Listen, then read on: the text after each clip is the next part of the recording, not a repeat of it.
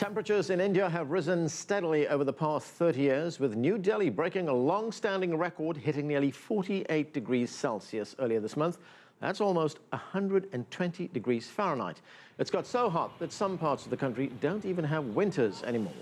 Add to that a lighter than normal monsoon season, dry riverbeds, deforestation, and the fact that India is the world's third largest emitter of greenhouse gases.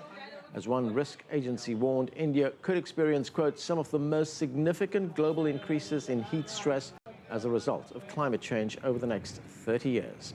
Later, we'll talk with several experts about global climate change and the impact of rising greenhouse gas emissions. But first, we get the latest from CCTV Shweta Bajaj in New Delhi. And Shweta, let's start with the heat wave. Put it to us in some kind of human terms. How bad is it?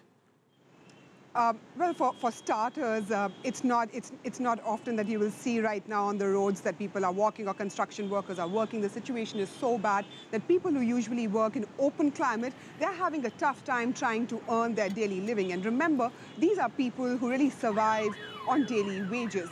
Of course, as far as numbers are concerned, we have seen that the death toll has risen above 2,200. This is the second deadliest heat wave that India has seen. The most deadliest one was in 1998. It wasn't too far away from the death toll, really. At that point in time, over 2,500 people had lost their lives.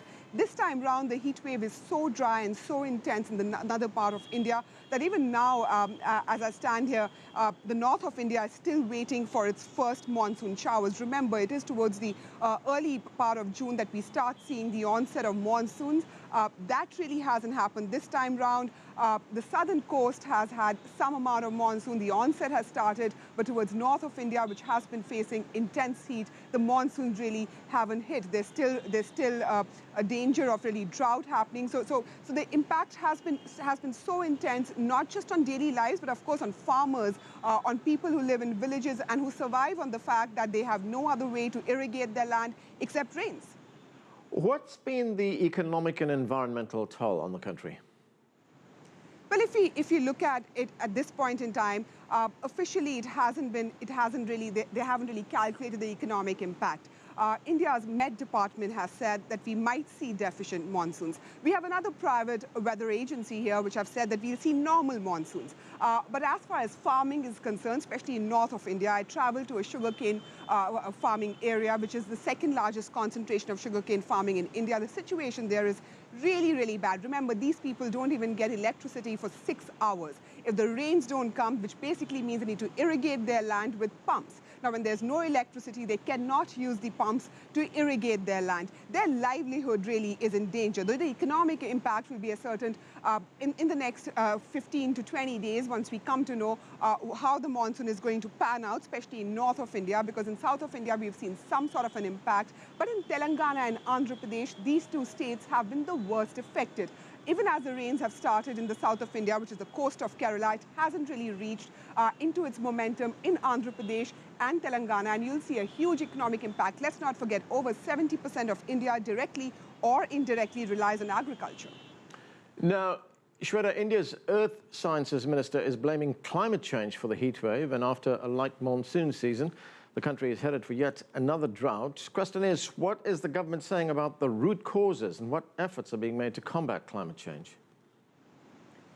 Well, to be honest, at this point in time, we are seeing efforts by the Indian government to try and disseminate information. But as far as climate change is concerned, it hasn't been taken seriously enough. It's a known fact.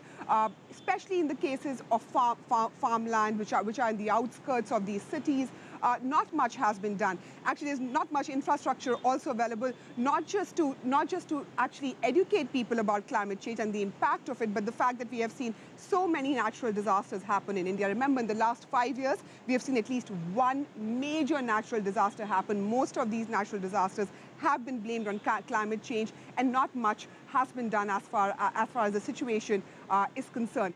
Let's see as we go towards the climate change convention if India comes up with a clear roadmap. But at this point in time, situation really getting worse, not just because of the heat wave. Even if you look at Delhi and its pollution, at this point in time, it happens to be one of the most polluted cities in the world to live in. Thanks, Shweta. That's CCTV's Shweta Bajaj reporting from New Delhi.